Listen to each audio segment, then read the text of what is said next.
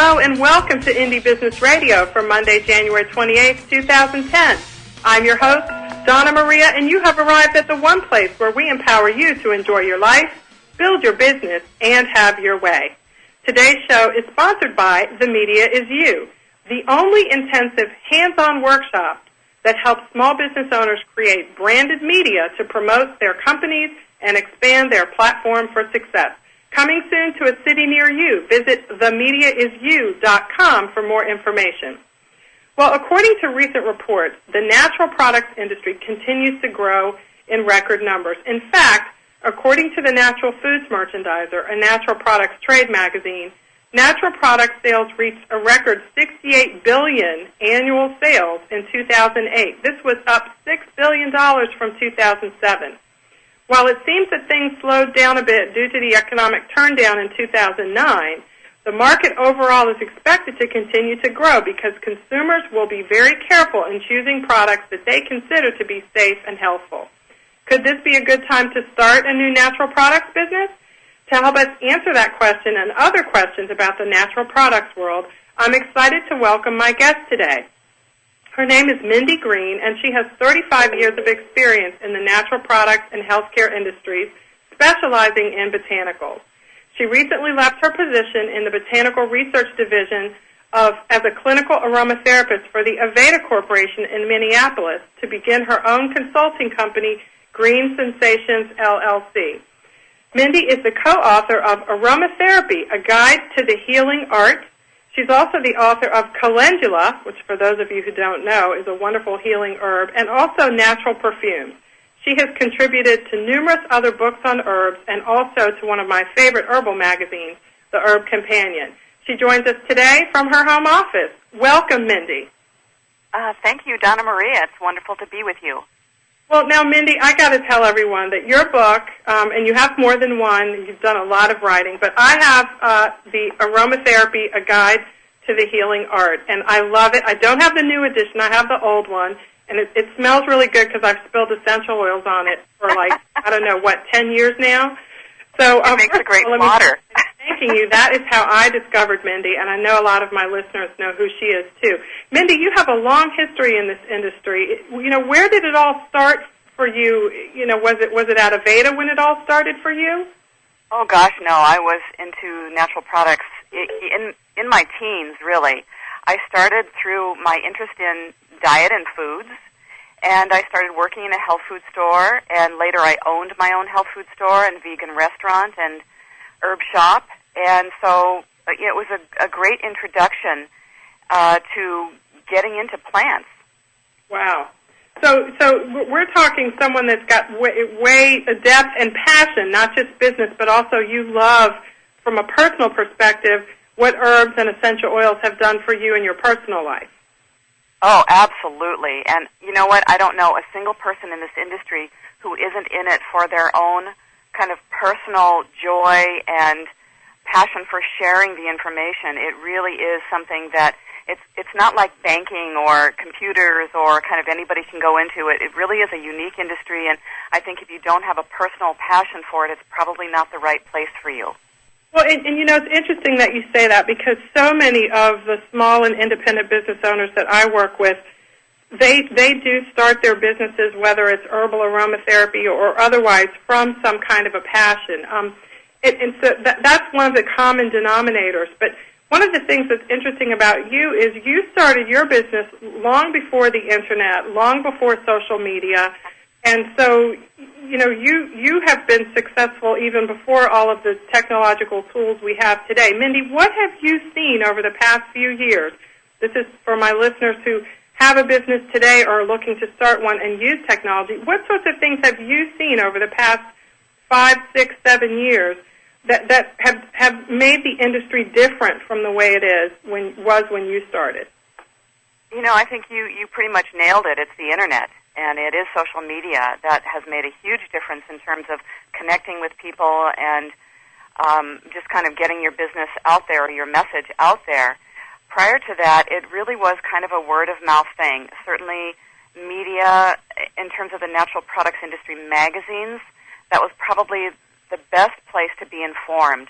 some of the early publications. You mentioned Herb Companion. There were some other early publications that aren't out there anymore, but even things like Organic Gardening, those kinds of magazines, Mother Earth News, and things like that were really a place that people like us connected. Yeah, and it's interesting because one of the things that makes it easier to be in business today in many respects is the Internet. But because that makes it so easy, does it also mean that there are more people vying for opportunities and attention in the herbal and aromatherapy industries today? Well, I'm not sure if there are more, but we're certainly aware of the ones that are out there. Before, I think there may have been just as many, but we didn't know them if they weren't in our area. And certainly from attending conferences for many, many decades, that's how you would connect to those kinds of people. But now the Internet, of course, you just Google a word and right. You can find everybody who's doing that. Right. Well, and there are, of course, the Indie Beauty Network has several members that are just fantastic in the aromatherapy and herbal industries, and they've been at it for a long time. We have some very successful member businesses. But one of the questions I get is from new people. They've just discovered herbs. They've just discovered aromatherapy. And I'm sure you get this question all the time, too. Where do you start? Once you go to your natural food store, maybe you take a couple of classes. They're free at the store, and you find some things that you kind of like to make on your own, and then you think, maybe you make some Christmas gifts, and people like them, and you're thinking, oh, wow, maybe this could be a business. And your mind is flooded with information and ideas, Mindy. What do you recommend that people in that position do first if they do want to explore business options? Well, I think you said one of the major components there, and that's education. And it's hard to compete with somebody who's been in the industry for a long time and kind of knows their way around and knows a lot more about the products that they're selling than somebody who's just coming in new. So I suggest starting small. And, you mentioned doing Christmas gifts for people, having kind of home shows where you get a group of friends in and you all make products together, and you can call it a class or you could just call it a gathering, but right. Selling at the farmer's market, that kind of thing, dipping your toe in the water kind of slowly, because it can take a lot of energy, and if you're really committed and you're really putting everything forth, you've got to do your homework and you've got to be prepared for what it takes. And owning an herb business is a lot about owning a business. A lot of my friends start out because they love herbs, and then they realize they have to know how to make labels. They have to know the regulations for what the label needs to say. They need to be aware of the current legislative process of their product. And there's a lot more than just being excited about the plants, and certainly that's a great starting point, but don't kid yourself. It's a lot about business, and you've got to have accounting down, and there's a lot of things. So I just recommend starting slowly. At least that's the way I did it. When I owned my natural foods business, it was an herb store, natural food store in British Columbia, and I just started making products, and I had an outlet kind of built in to my store. And in those days, there weren't a lot of places where you could buy tinctures and things like that. So I had kind of a ready-made place to sell. So one of the things you could do is really just kind of search the market, go around to your local stores and see who's in the market for something that's local, that's unique, that's different than anybody else is offering. And it is a little harder these days because there are companies that are out there doing this that have been doing it for 20, 30 years. So the competition is definitely bigger than it was when I started. And, a lot of the companies that you mentioned that have been doing it for that long are pretty big. And one of the things that occurs to me is that for very small companies who aren't that large, and I'm really, when I say small, I mean really small, as in, under $1 million a year in sales. And, of course, that's not anything to sneeze at, but, by U.S. Small Business Administration standards, it is a very, very small business. For companies in that position, Mindy, do you see some unique opportunities to really carve out some very special niches in the aromatherapy and herbal industries that can set you apart, maybe not make you a millionaire, but, most of my audience isn't interested in going in that direction. They just want to make a profit. Right. Do you see some unique niche opportunities that are available? What are you seeing in terms of trends? I think it's really important to know your community and to know how big you want to be. And if you are staying small, it's really a good idea to get to know what's what's kind of out there in the community in terms of garden clubs, this is a great place for people to kind of approach and give a free talk and talk about, how herbs affect you and what was your passion for them and what your product can do for them. And really not just, what your product can do for them. And check out, like I mentioned, the farmer's market. And if there's a botanic garden in your area where you can give a talk. And really, if it's not your product you're selling, it's definitely you that you're selling. And so building a reputation of knowing what you're talking about and having people trust you. And, my advice to consumers is to always phone and be in touch with the person who's making your products. If you're the consumer, you're voting with your dollars every day. And so call the company and be that kind of company that you're willing to take those customer service calls and be supportive and be helpful and, just bend over backwards for your consumer base. And that really can make a difference, especially if you're just a small company, you can do that. Right. I love the point that you made about the garden clubs and things, because you really can extend your online presence in an offline way and really combine the two of them to get some really unique crossover synergies, huh? Absolutely. Even I've given so many free talks, senior centers, even places like that maybe aren't going to spend a lot of money, but you're practicing your speaking skills, right, and you're, right. You're getting your product out there, and you're getting feedback from the public about what they like and don't like. It's really, if you consider it like a small focus group, you can really use that information well. You can, and certainly it's a great photo op too. So you get some pictures to post on your blog and your Facebook page about how you're serving in your community. Mindy, we have a question from Tyreka Swales in Texas. She is at Main Element Love on Twitter for those of you who want to follow her. Main Element Love. Tyreka wants to know, Mindy, if you have any suggestions or recommendations for what to look for in aromatherapy certification school. That's a great question, Tyreka, and there are a number that come to mind. And one of the ways that you can search these out, I certainly have a long resource list in the back of my book. It's the second edition you mentioned, Aromatherapy, A Complete Guide to the Healing Art. But you can also find these on the Internet if you just search that. But I can tell you a few. And one is if you go to aromahead.com, there are a great couple of women on the East Coast that do certification programs. There's the American College of Health Sciences. I'm on their advisory board. They're out of Portland, Oregon, and they're licensed as a trade school, and they're licensed by the state of Oregon to get a degree. So that's another very reputable place to go. And there are many, many others. Another way you can search that is to go to some of the associations, the National Association of Holistic Aromatherapists. That's NAHA.org, NAHA. And then also the AIA. That's the let me think of this. I can't keep all these acronyms straight. The Alliance of International Aromatherapists. And both of those organizations have lists of education centers. Great. And then if you want to take it a step further, there is an aromatherapy certification that you can get by the, you can put the letters RA, Registered Aromatherapist, after your name. And that is a little more, you have to be prepared for that because you sit for an exam. There are over 300 multiple choice questions. If you pass the exam, then you get a certificate from them, which you have to update with credits and, keep up your education every couple of years with them. But that's another way to go if you want to try to make yourself more credible. And there is no legislation that governs the practice of aromatherapy in the U.S. So you do have to be careful about what you're saying and what you're providing. You can't make outrageous claims.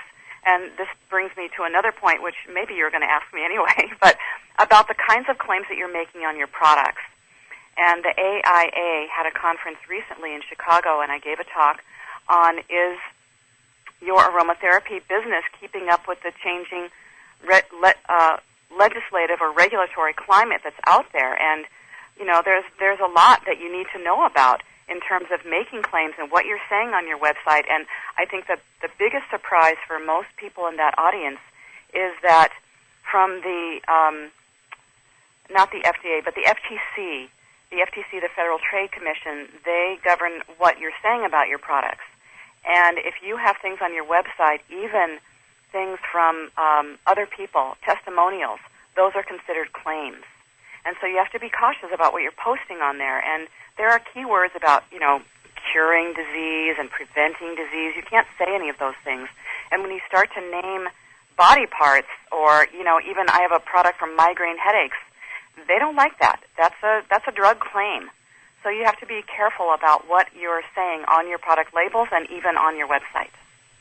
Those are definitely really good points, Mindy. Thank you for mentioning the legislative arena. We've certainly at the Indie Beauty Network been doing some advocacy actually on Capitol Hill with respect to some FDA law changes that are coming down the pike, and we've been working on those since 2008 actually. So that's a really good point. And just as a reminder too, just visit FDA.gov and FTC.gov, which are the government websites where you can find this information in a general sense. But it's a really great point to be making that. So Mindy, now that thanks for the suggestions too about educational locations.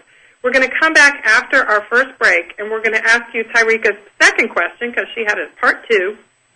She wants to share how she can leverage that certification if she becomes a registered aromatherapist and gets that RA behind her name, or even if she doesn't. How can you leverage either of those, and how are they different in terms of how the public perceives you when you're selling aromatherapy products? We'll come back and ask Mindy Green that question in our next segment. This is Indie Business Radio. I'm your host, Donna Maria. We'll be right back.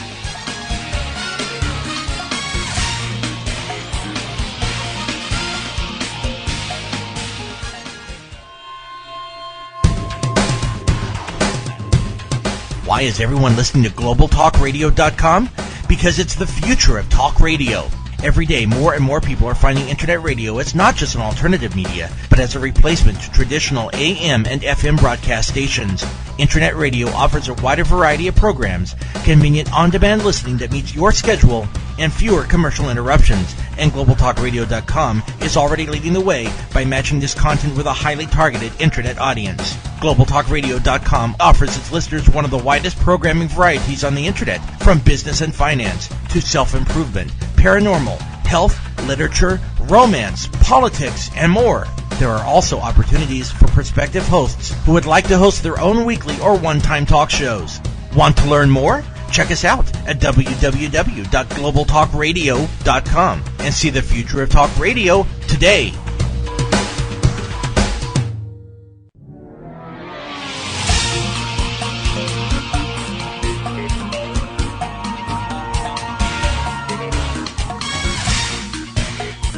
Welcome back to Indie Business Radio. We're here today with prolific writer and lecturer Mindy Green. She's authored over 40 magazine articles on botanicals and skincare, and she's the co-author of one of my favorite aromatherapy books. It's called Aromatherapy, A Complete Guide to the Healing Art. If you don't have it, I strongly suggest that you get it. Of course, you can get it probably at your local natural store.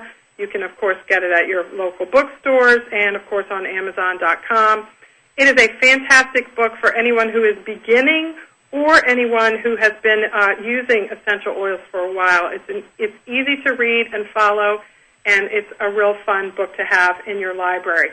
So, Mindy, before we took our first break, we were talking with Tyrika about getting a certification. So she's wondering in her second question, what difference does it make? What if I get certification, and what if I just get certified, and then what if I get the registered aromatherapy certification? What's the difference, and how can it benefit my business to have the registration and the RA behind my name if there's no federal or state governance of how to use aromatherapist as a designation?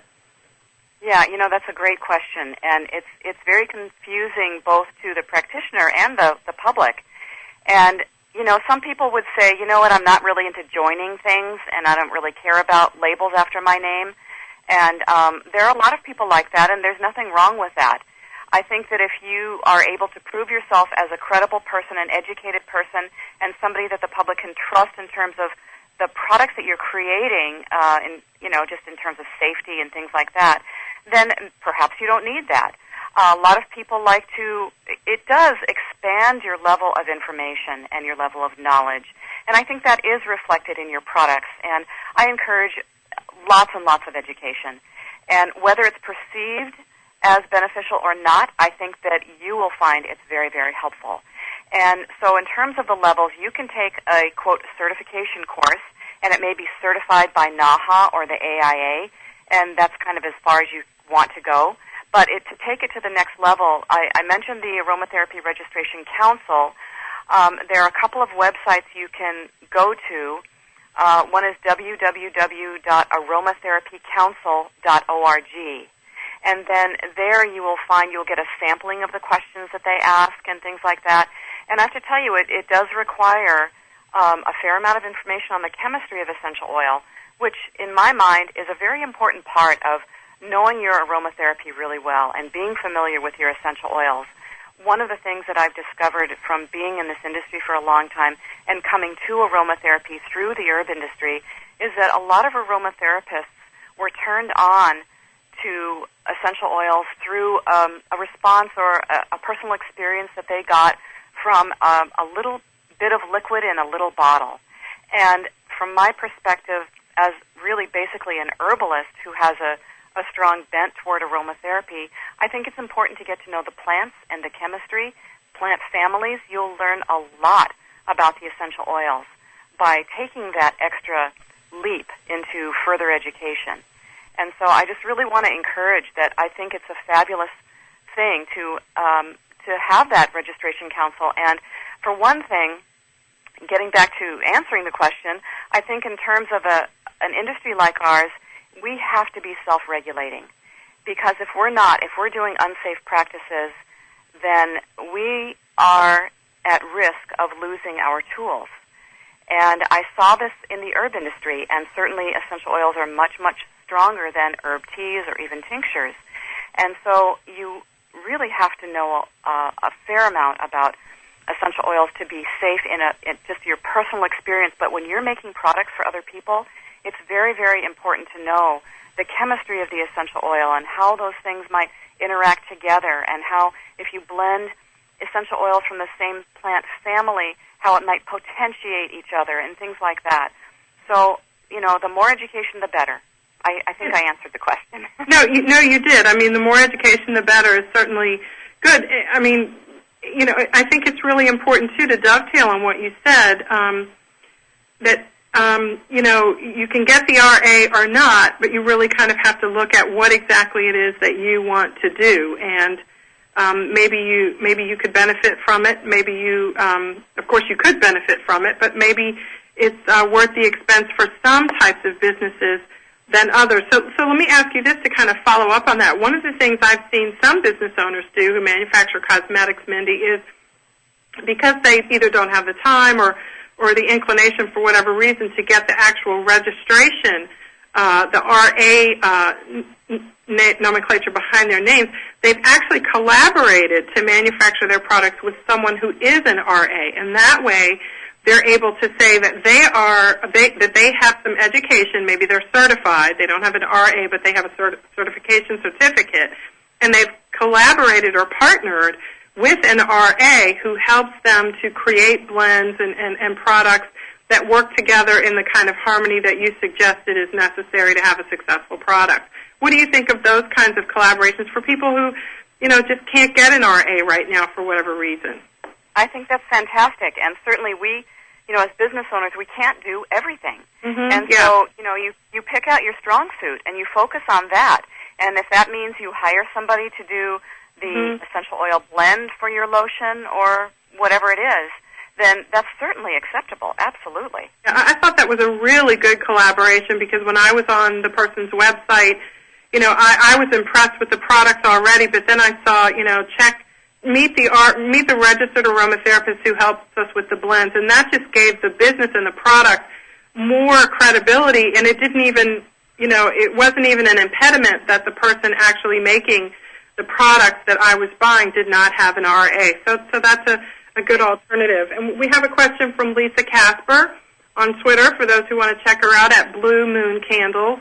Lisa's also a member of the Indie Beauty Network. And Lisa wants to know if you can get your RA certificate online. I know you can get various different types of certifications that aren't RA online. Can you get an RA certification online, Mindy? That's a great question. And the other two educational bodies that I mentioned, especially the American College of Health Sciences, their program is all online. But an RA, basically all you do for the RA is you sit for the exam. And so there's nothing to do with, they're just a testing organization. And by the way, this is an organization you can check them out at, I think it's www.ptcny for New York.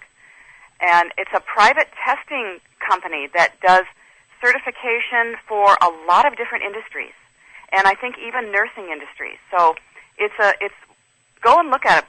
They're very highly regulated and respected. And so basically what you do is you sign up, you tell them when you're ready to sit for the exam, and then they tell you where a place to go. I did it at a college in Denver. And so you sit, you go to the college, you sit for the exam. It takes, I forget how long they give you, I think 3 hours or something for the exam. It may have changed by now. But you sit for the exam. Aromatherapy Registration Council, Mindy? Correct. Okay, good. So everyone knows, it is www.ptcny.com, and when you get there, all you have to do is click on test information, and then scroll down to aromatherapy, where it's the ARC registration examination and aromatherapy, and you'll see that there. Thank you. And they're located. They're all over the country. There's like 20 regional testing centers here. Exactly. Georgia, Arizona, Seattle. So that's really great that they make it possible for people around the country. $275 is the exam fee. So, Mindy, when you do that, do you have to have any prerequisites in order to sit for that exam, or can anyone pay the fee and walk in and be graded on the exam? Anyone can pay the fee. You don't have to have a certification. If you're self-educated, it's kind of like an equivalency test. If you can pass this test, then you know enough to call yourself an RA. So this is really good, because it provides small business owners with the flexibility they need to either teach themselves or just collect the information that they need and take the test, whether they have a certification or not. Absolutely, yes. We wanted something that didn't require. I was in some of the early planning stages of getting this testing in place, and it really, I think it lends a lot of credibility to our industry, and I can't support it enough. I think it's great.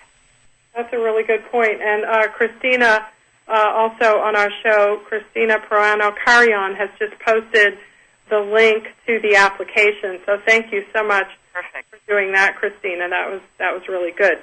So so let's just say whether you get your certification or not. You have a business.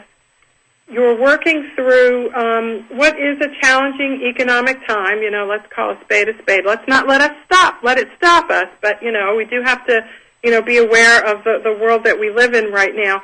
Mindy, what sorts of things are you seeing in terms of consumers who really do want to purchase the products that they consider to be natural and maybe herb-based, aromatherapy-based? What are you seeing in terms of their buying habits these days? Because, as I said at the top of the show, of course, everyone wants to be healthy. Most people do want to use more natural things than not.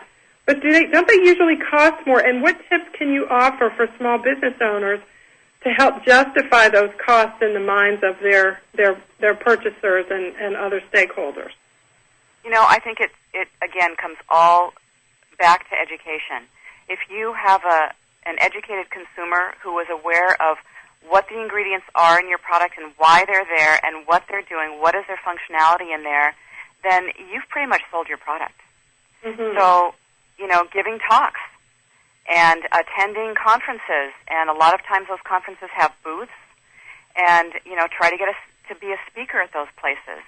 Again, even if it's just your local garden club or your farmer's market, just provide some educational material. If you can't give a talk, then put it on a sell sheet.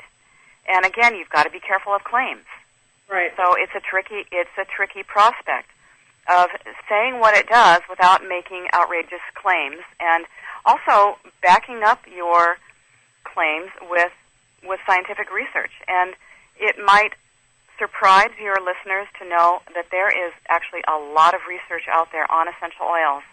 Sometimes it's only about the chemistry, but more and more there's information out there about how it affects us, whether psychologically, physiologically, whatever. And a couple of places to keep up with that kind of information is to subscribe to local journals.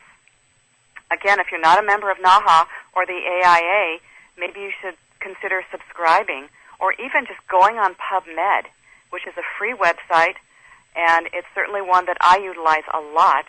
And type in essential oils and acne, or whatever it is, essential oils and respiratory problems, something like that. And you'll be surprised how much comes up. Now, Mindy, Mary Humphrey on Twitter at Annie's Goat Hill, she has a question about the certification once you get it. She wants to know if you have to retake the test in order to retain your certification. You do not have to retake the test, but you do have to submit your continuing education credits, and they will provide you with all that information on guidelines on how to do that. So it's every 2 years. Yeah. And so I would imagine that some of the continuing education you can do can be by way of maybe attending a conference or maybe even an online class to keep your certification up. Okay. I just want to correct something I said. I said every 2 years, and I'm mistaken. It's every 5 years. I don't know. 2 years was another. It's another certification I belong to. It's for the American Herbalist Guild. But every 5 years for the ARC. Every 5 years. And is there a 5-year fee? Do you have to pay a fee to retain it on an annual or every 5-year basis? I want to say there might be. It's been, my certification is coming up in 2011. Okay. It's been 4 years since I recertified, so I have to be honest, I can't remember. Okay, but you haven't had to pay anything in that 4-year period? No, that is correct. Well, that's great. Well, it seems to me that $275 is not a lot to pay for something that can give you this kind of credibility if you want to be involved in the aromatherapy industry. Yes, and if you fail the test, I forget what the waiting period is. I think it might be 6 months, but you can retake the test. Oh, that's good. That's good. Yeah. That's good to know. That's a really good point to know because some people just aren't good test takers and might need a second chance. Christina Perano-Carrion has a question for you, Mindy. She wants to know, how do you compete with the huge multi-level marketing and direct sales aromatherapy companies? We're going to be talking about that. That's an excellent question. Stay tuned for that. We've got to take a break now, or my show engineer is going to be mad at me. This is Indie Business Radio. We're going to come back and answer that question for you, Christina, right here with Mindy Green on Indie Business Radio. We'll be right back.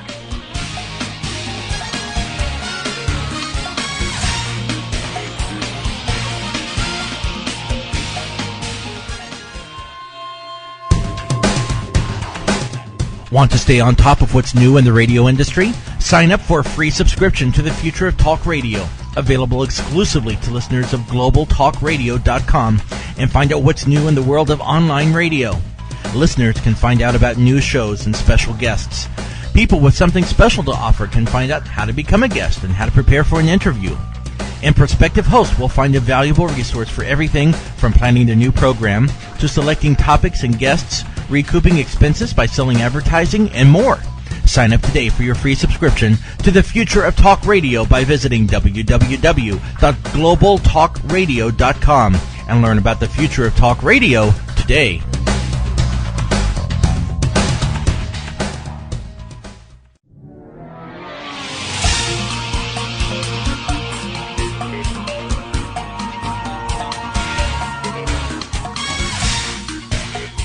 Welcome back to Indie Business Radio. We're talking with author and herbalist Mindy Green, and she's providing us with some fantastic information specifically for people who are in or would like to be involved in the aromatherapy industries. Let's take a second. Mindy, share with us your website where we can go to find out more about you. Yeah, it is Green Sensations. That's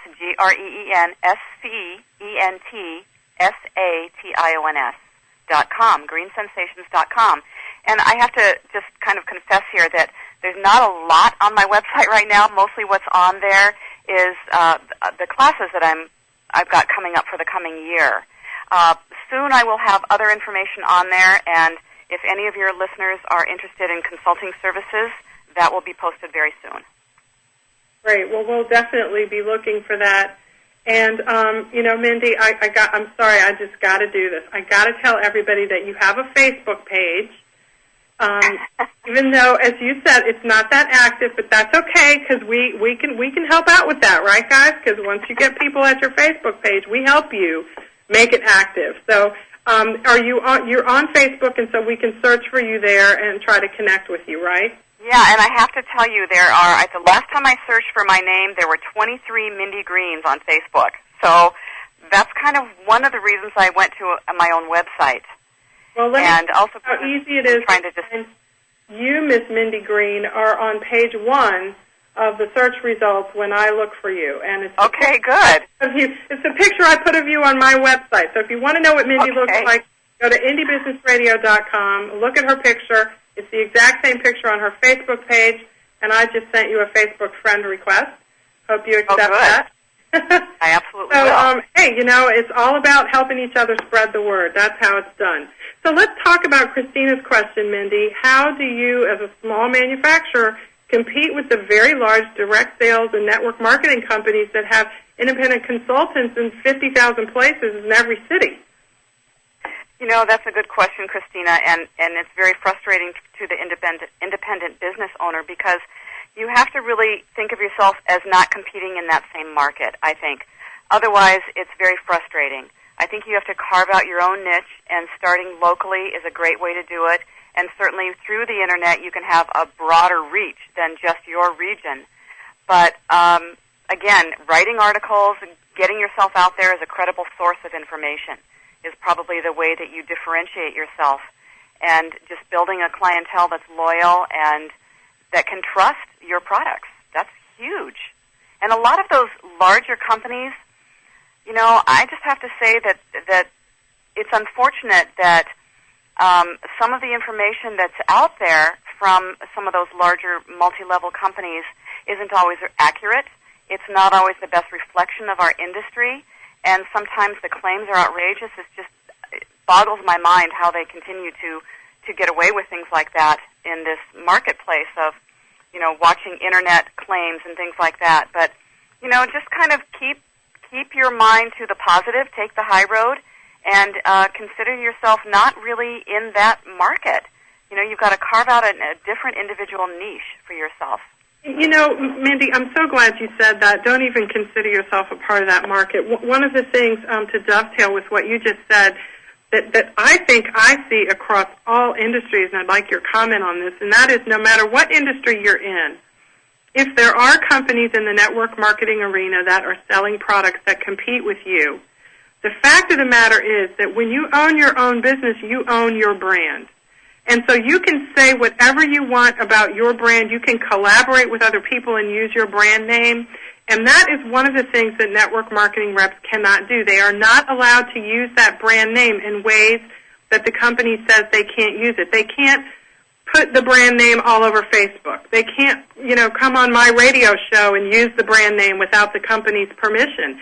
And that is really one of the biggest advantages that small companies that own their own brand have over. You can start a blog and use the brand name because you own it. You cannot do that when you're working with a network marketing company. Can you share comments and insights on that as well? Is that what you've noticed? Well, I just couldn't agree with you more about that. And I think that's, again, part of what makes you unique and makes your brand an individual kind of thing. And, again, I keep stressing education. You have to be a credible source of information, and therefore people will be able to trust your brand. Right, and that's a good point, too, because if you're a network marketing representative, you probably are not going to educate yourself beyond what that company provides for you. You're not going to go sit for the exam 9 times out of 10. So you have a built-in way to differentiate yourself as a more credible source of information and oils, right? Yes. And, in terms of information, the amount of stuff on your website, I just have to applaud. It's just fantastic. But another resource I want to provide to your listeners is the American Herbal Products Association. Right. And they have, in the past, been mostly focused on dietary supplements, vitamins and herbs and things like that. But in the last few years, they have been aware, I've made them aware, and they've made me the chairperson for botanicals in cosmetics for their organization. And the meetings take place at the Natural Products Expo East and West, and you can just Google Natural Products Expo West. It happens in Anaheim. It's coming up in March. And those meetings are open to the public. And so anybody who has a small indie business who would like to come and just listen to what's going on, what kinds of things we're doing, you can also be part of the conference calling if you want to hear what's going on. And you can follow it by going onto the website for the American Herbal Products Association, AHPA.org, AHPA.org. AHPA.org. I'm going to go there and check it out. There it is right now. Yeah. Excellent resource, American Herbal Products Association. Mindy, Christina wants me to follow up on her question and make sure that we address the issue of claims that other companies make. I think this is true whether it's network marketing or not. There are a lot of companies out there that are making medical, structure and function, so to speak, FDA-prohibited claims on their products. From time to time, I see it on the shelves in the natural stores. They're big companies, small companies. So Christina wants some tips on how to compete effectively with companies that are doing that, and and not doing it ourselves because we would like to follow the law. Right. Well, I think that she kind of just also nailed it there with, if she wants to compete with them, that's not the market. You don't want to go down that road because eventually those companies will be taken to task for the claims that they're making. And, it is, they maybe can get away with it for a number of years. I've been surprised to see stores that are in malls that have booklets on things like headache relief and menopause blend and PMS this and that, and they're no longer in business. And so, you just have to kind of ride the straight and narrow road there and be authentic to your product and to the legislative guidelines, and your business will outlast them. And here's the thing, Mindy. Let's say that Christina or someone is approached by a customer who's looking at one of her products that looks fantastic. The claims are all above board, and the customer says something like this. Well, you know what? I have something that smells kind of like this that I got from such and such a company, and it says that it will, make my headache go away or something like that. Can your product do that? I mean, you can differentiate yourself, but from a practical perspective, do you have any tips for responding to that without poo-pooing another company and making the whole conversation about them? It is, I have to admit, it's difficult in marketing materials, especially. Not so much when you're talking one-on-one, because you get an opportunity. This is an educational opportunity for you to have with this potential customer. And it's one of the reasons I love education, because I can, and writing, because you can say a lot more in writing than you can on a sell sheet. And so it also gives you an opportunity to point to substantiation studies that are out there that will substantiate the claims that you are verbally providing that maybe you can't put in writing. But if a good model for listeners now, I think, is the natural products industry. If you go to see what the herb industry has done over the years, they went through some legislative challenges in the early 90s, and they got the Dietary Supplement Health and Education passed in 1994. And that provided those companies with being able to make, you mentioned it, structure function claims.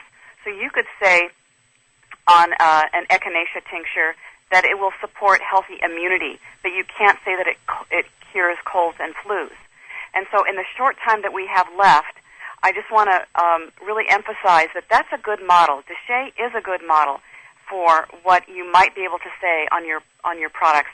and keeping in mind that nobody's making claims for internal use. I'm assuming that everybody who's listening is talking about claims for external use. So that's a good place to start. And again, the natural products industry, even if you're attending the show as a retailer, you can get in for free, and you can really see what's going on in the industry. That show is for retailers, for health food store owners and buyers of larger, department stores and things like that. It's a good place to check out what's happening. And you mentioned the Natural Products Merchandiser. It's a free publication. Almost anybody can sign up. Just go to their website, and you can get that either online or mailed to you. So there are a lot of resources in the natural products industry that translate to the aromatherapy industry from herbalism. Good point. Good point. So you mentioned something that really piqued my interest, too, and that is how the nutritional supplement industry carved out this little exception for themselves.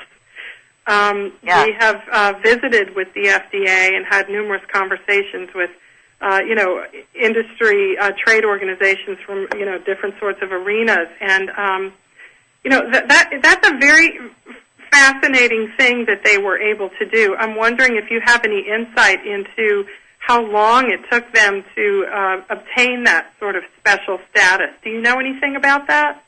It was quite a long process, but one thing that I do know about it is that the Congress and senators got more mail about keeping their dietary supplements non-prescription than they did about the Vietnam War, and this was pretty well talked about during those early years in the early 90s about how many people rallied because they wanted to make vitamins and herbs prescription-only products, and you can imagine the outcry from the public about that. So, I'm not sure that we can compare exactly, but I think that making essential oils, keeping them under the radar and keeping them kind of in the realm of Déchet is a good place to be right now. Yeah, we have to think a lot about that, particularly as we look at the FDA Globalization Act of 2009, which is pending, but probably will be replaced by a 2010 or 2011 act as we move forward. We're watching these issues very closely, and for those of you who like to follow them, you can check out indiebusinessadvocate.com for my updates on our visits to Capitol Hill and elsewhere on these legislative issues. Mindy, this has been a fantastic show. I want you to tell us once again what your website is, please, and it's January now, so tell us where you're going to be, the 2 places or 3 places you're going to be throughout the rest of January and February where my listeners can come and meet you in person and listen to you share. Oh, great. Well, actually, tomorrow I leave for Tucson. I'm giving a talk for Andy Weil's doctors for his residential program. Very excited about that, to introduce the concept of clinical aromatherapy to medical docs. And that's, of course, a kind of closed session for them. But I will be at the AromaHead Institute, which I mentioned earlier. And I will be in Boston also. I'll be in Northern California coming up soon. I will be speaking at the Natural Products Expo West in Anaheim, and you can go to my website to see all the other places. There are things that will be going up there soon. I live in Minnesota, so I teach locally. I have a class in Wisconsin, in Madison coming up in the summer. I also want to mention I'm doing this fantastic 5-day or week-long program in the south of France, and 5 days of using essential oils in skincare specifically. So there'll be 5 days of education for that, as well as going to the lavender fields and visiting distilleries. That's a fantastic opportunity. And for information on that, you can go to www.aroma-tours.com and sign up there. Or, again, just go to my website, Mindy Green Sensations, SCENTSATIONS, greensensations.com. Great. I love Aroma Tours, aroma-tours.com. Fantastic company to collaborate with. So for those of you who are going to be in France, June 30th through July 5th, and who isn't, you got to check that out. Mindy Green, thank you so much for joining today. greensensations.com for more. We have come to the end of our time together today. I thank all of you for joining, especially to my guest, Mindy Green. Join me next week on Indie Business Radio, Monday, January 25th, when I will have a collection of Indie Beauty Network members to talk about their experiences and how to be successful in the beauty business. That's next week, January 25th, right here on Indie Business Radio. Until then, enjoy your life, build your business, and have your way.